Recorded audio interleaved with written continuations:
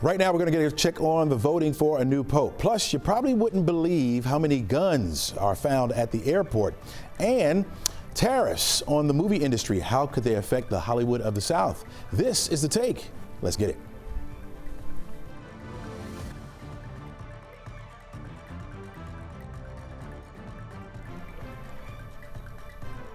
Hello and welcome. I'm Chesley McNeil, and this is The Take, where we go above and beyond the headlines and we look at the why and how stories are impacting you and your community. Experts are invited in to share their take on today's top stories, and we try to have just a little bit of fun as well.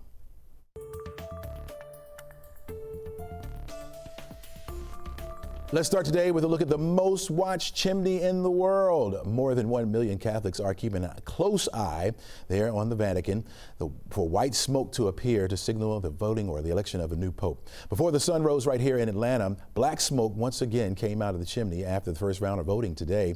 We're expecting at least one more billowing of smoke to happen today. Once the Pope is declared, there will be white smoke that comes out of that chimney.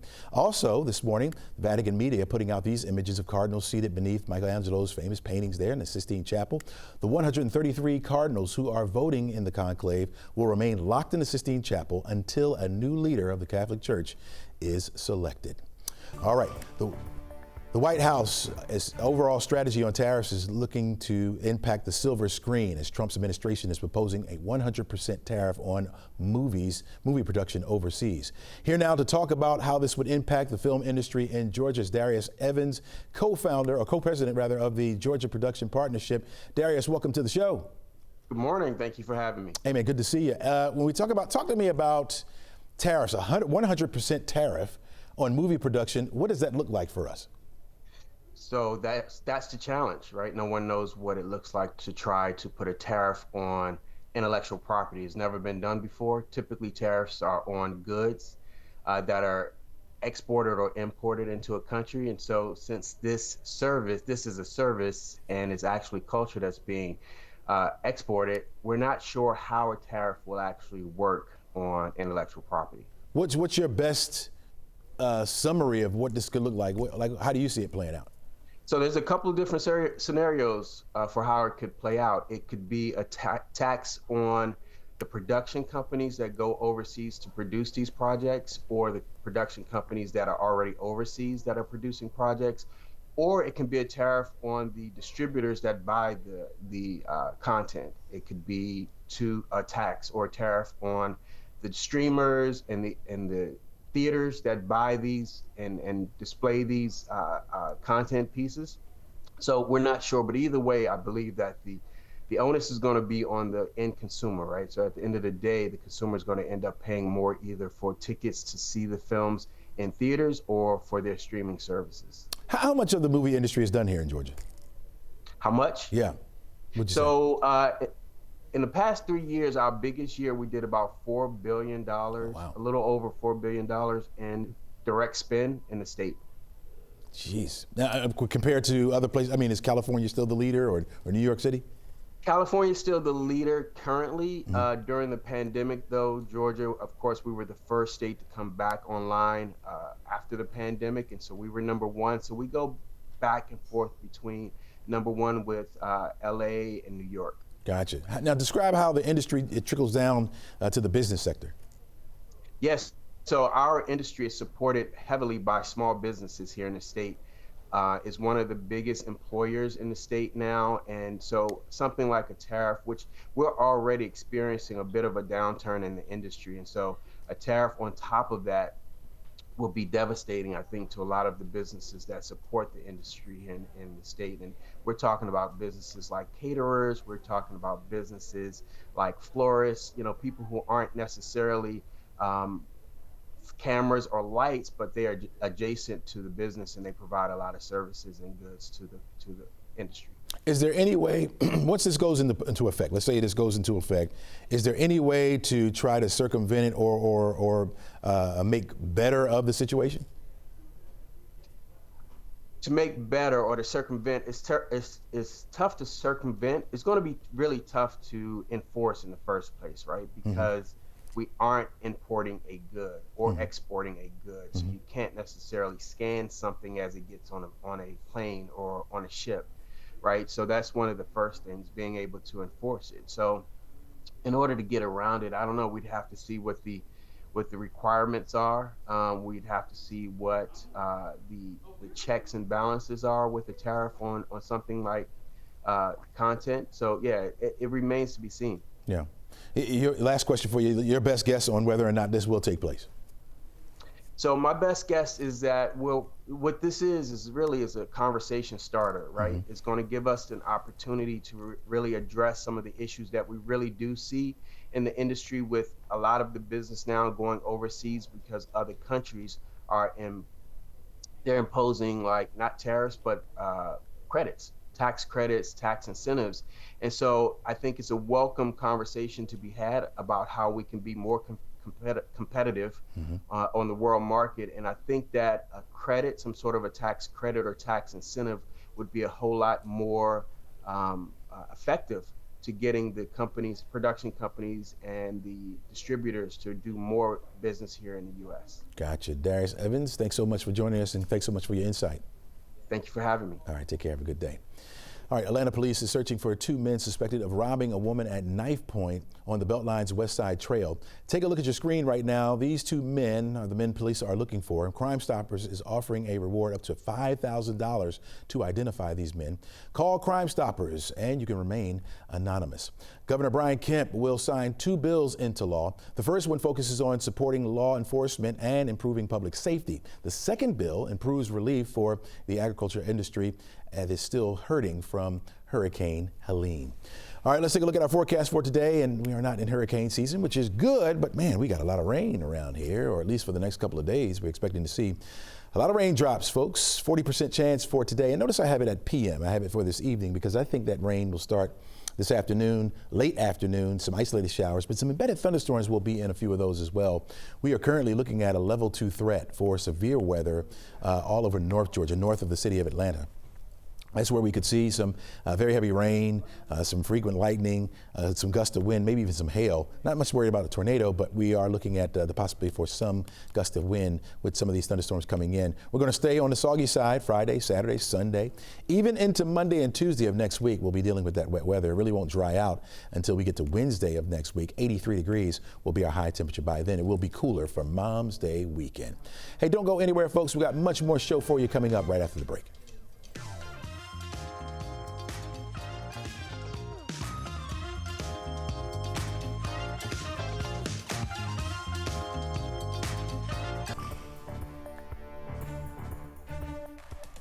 Today, the White House is planning to announce a trade deal which would lower the burden of Donald Trump's sweeping tariffs. NBC News is reporting a deal is in place or coming up with the United Kingdom, which boasts the U.S. as its biggest single trading partner. Last year, the U.S. ran a nearly $12 billion trade surplus in goods with the U.K. The $68 billion in goods that the U.S. imported from the U.K. in 2024 accounted for just 2% of all goods imported into the country. Joining us now is NBC Washington correspondent Alice Barr, who's been covering politics for years now. And Alice, what are the specifics? What specifics do you know about when it comes to this deal with the UK?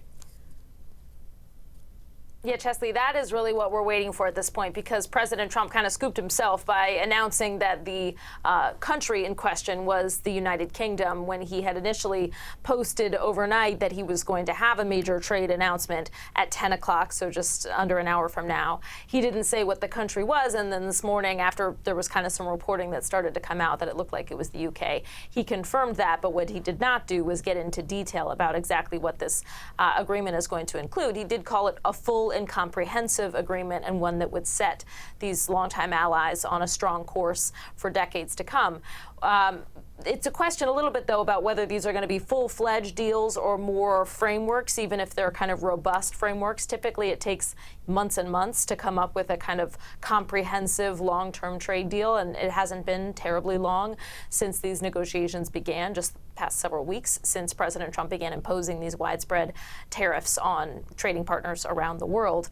But so exactly how detailed this is going to be, we also heard from Treasury Secretary Scott Bessent yesterday that he expects suspects the deals are going to be more in the vein of frameworks that he then said would be papered over in the coming months. But so the general agreement there, but more detail still to be filled in. You were talking a little bit about, how big of a deal this is in terms of the trade relationship between the U.S. and the U.K.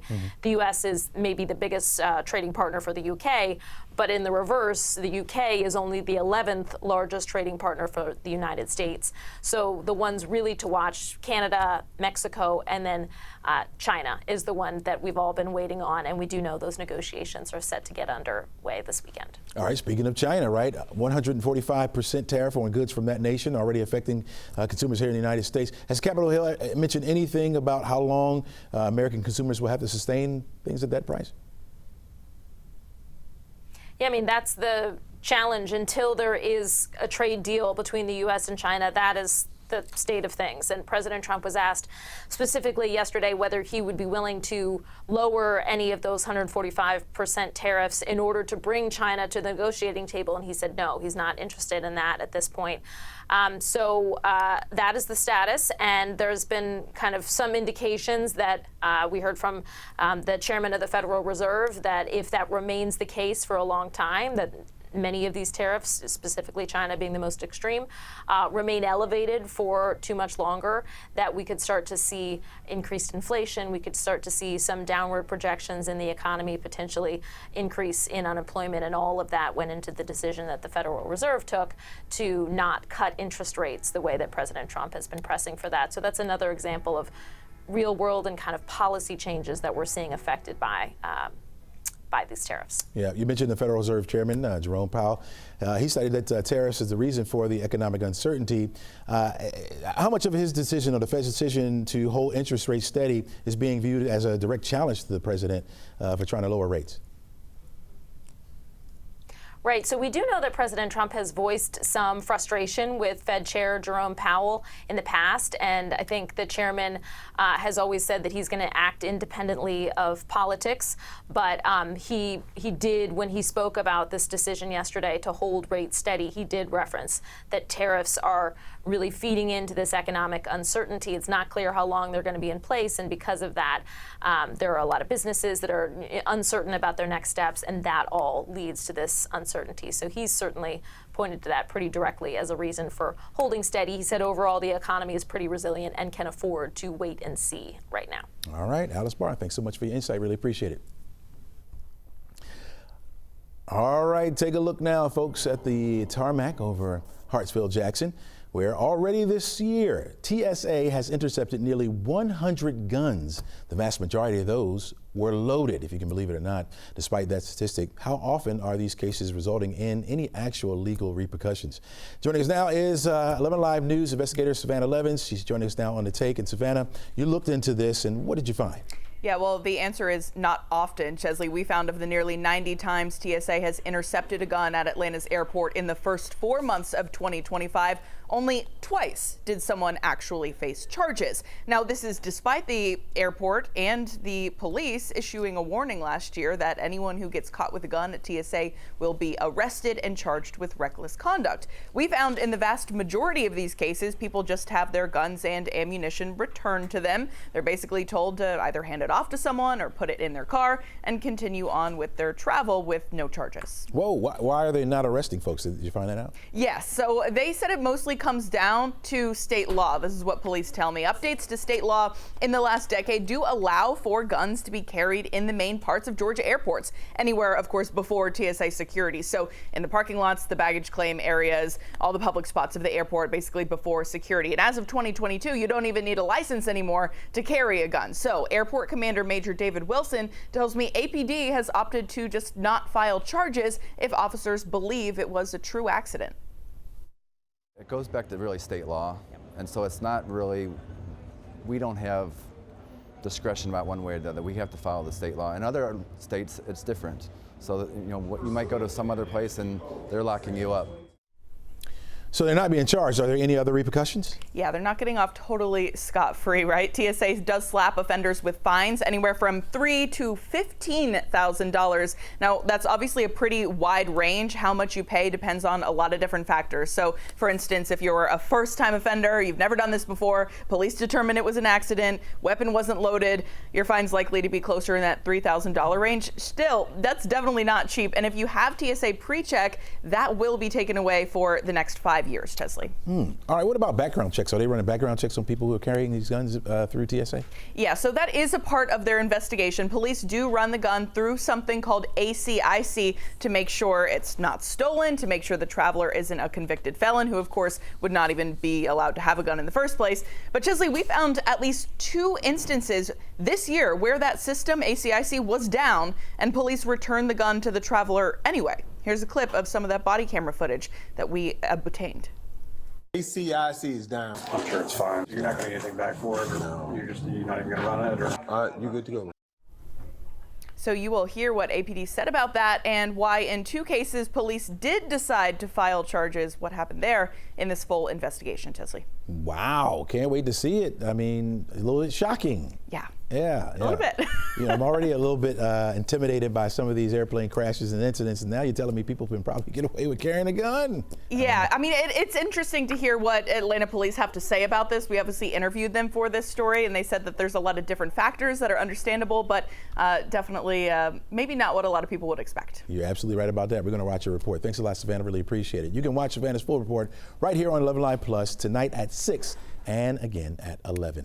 All right, plenty more stories for you. If that wasn't enough, we got more, folks. This is The Take on 11Alive Plus. All right, welcome back to the show. May is Mental Health Awareness Month, and it seems that one thing has been keeping us awake at night: anxiety over money issues. New data from the bank rate shows that more than 2 in 5 American adults say money, at least on occasion, negatively impacts their mental health. The most prominent culprit is inflation and rising prices.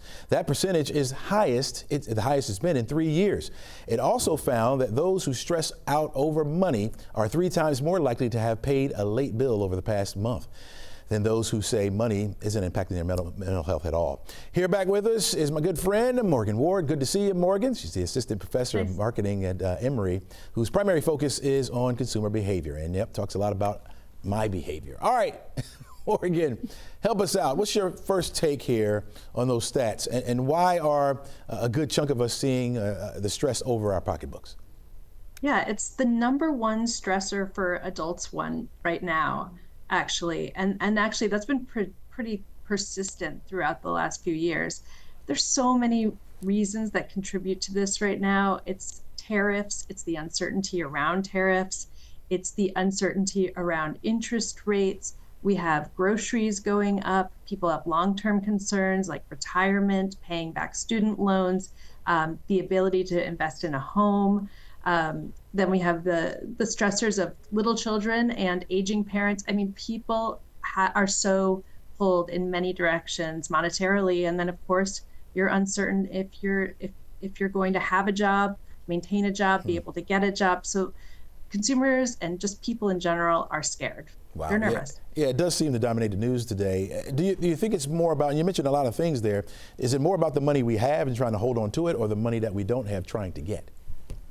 Honestly, I think there's elements of both of those things. I think that anticipation is where real anxiety comes from because we have a lack of control. But people are worried just about day-to-day expenses as well. When you see prices increasing and see that prices are going to continue increasing in ways that you can't control, that causes more anxiety. Yeah, I mean, again, it's all around us. We hear it all the time. How can people find some comfort and calm in this blitz of what's going on as far as money is concerned? You know, there's a bunch of different ways. And the number one thing is, what can you control? Can you cut back on luxuries? Instead of going on a vacation to Europe, maybe you do something more local or wait for a year. Are you tracking your own expenses? Are you thinking about things like, well, is my bill for my phone particularly high? Can I change carriers? What about my insurance company? There's lots of free information about budgeting online and also some free tools as well. So you can start thinking about where you're putting your money and if you can plan that differently, at least in the short term when there's so much uncertainty.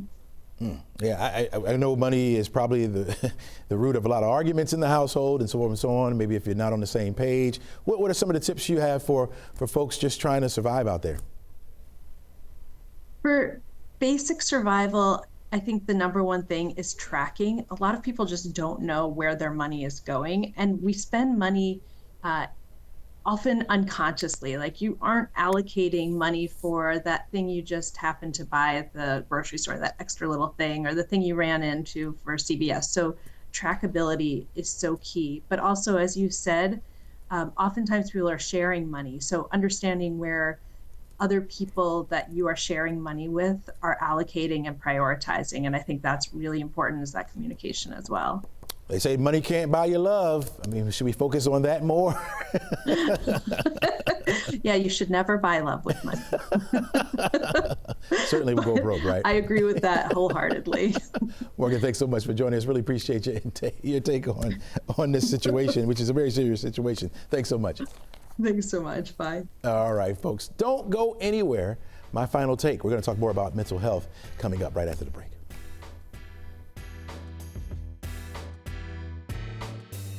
All right, we are anticipating some thunderstorms to roll back into the forecast area a little bit later on this evening. For today, our clouds are clearing out. That's the good news. We are starting off in the 60s, but we'll hit 75 degrees by noon, on our way to 82 for an afternoon high. So it will be warm on the outside. We will get some sunshine in here. It's going to help to warm us up, especially with those southerly winds that we're anticipating. Near 80 for the high temperature on Friday. We'll have a few more clouds. I think we'll have more clouds than rain. Actually, it's only a 20 to 30% chance on Friday, but that rain comes back to us just in time for Mom's Weekend. Saturday, we're looking at 71 degrees for the high temperature, 50% chance for scattered showers, possibly a thunderstorm. We'll do it again on Mom's Day at 70. There is some uncertainty in the forecast as far as the models go with how much rain and where it winds up as far as it moving from the south to the north. We'll keep you updated on that.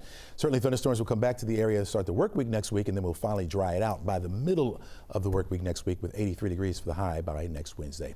All right, before we go, here is my final take. Moments ago, we were just talking about Mental Health Awareness Month, and former First Lady Michelle Obama had on her recent podcast recently shared that she is currently in therapy. Miss Obama says that she looks at therapy as a form of life coaching and misses that safe place that her parents had formed for her and her brother when they were growing up. It felt like therapy, she said. Lately, she's been in the news a lot for taking time off for herself after spending 8 years in the White House, time that has been criticized as she's decided not to attend a couple of public events. The former First Lady stated in an interview that she says that she's in therapy right now because of transitioning in her life. She says, quote, "I'm 60 years old. I finished a really hard thing in my life with my family intact.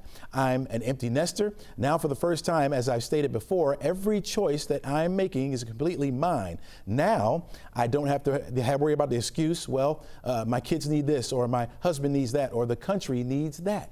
Well, good.